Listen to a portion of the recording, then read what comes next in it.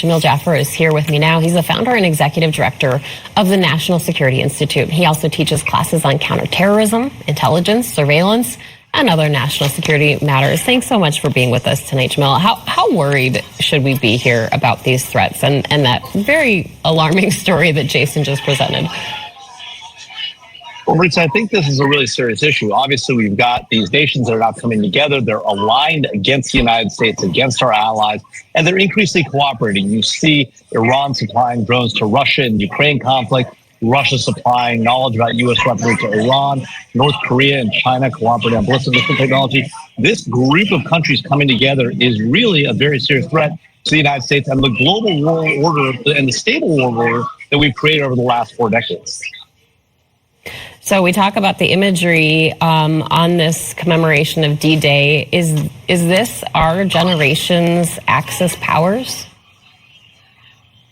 You know, I worry that they are, and I worry that we haven't fully woken up to the very real threat. We see Russia and China announcing this no-limits partnership, and yet we seem to believe that the fight in Taiwan, or the potential fight in Taiwan, is different than the fight in Ukraine, and it is no different. They really are the same fight. Just like the fight between Iran and their support of Hamas and Israel is not a different fight than what's happening in Europe and what might happen in Asia. These are all connected because those that are opposed to us and our allies are working together one with the other.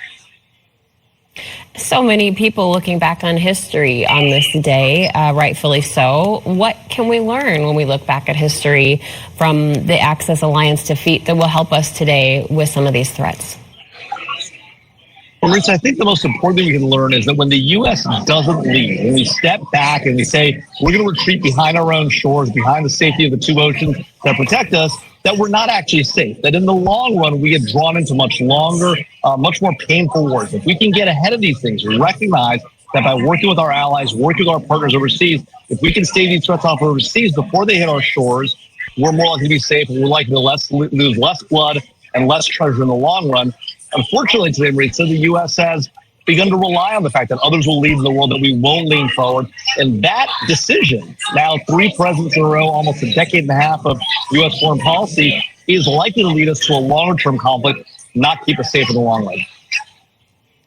Yeah, and President Biden says the U.S. needs to stay engaged. Former President Trump says he's worried about nuclear war, but we saw in Mitch McConnell's op-ed that he wrote about, worries about isolationism. So what is the best approach here to keep Americans and American interests safe? Is there compromise here that we can all get behind?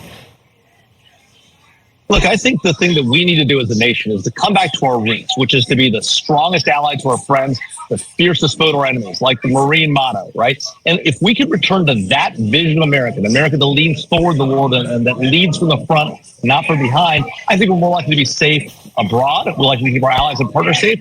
We're likely to remain safe here at home, and our economy is likely to flourish. If we go the other road and allow our adversaries to own the day and own the fight like we have for a long time, I worry that not only will we lose ground net, but we will lose economically as well. And that's going to be a real challenge for the American people. This isn't about foreign adventures. This is about keeping Americans safe and productive here at home. All right, Jamil Jaffer, founder and executive director of the National Security Institute. Thank you so much for your time and your insights tonight. We sure appreciate it.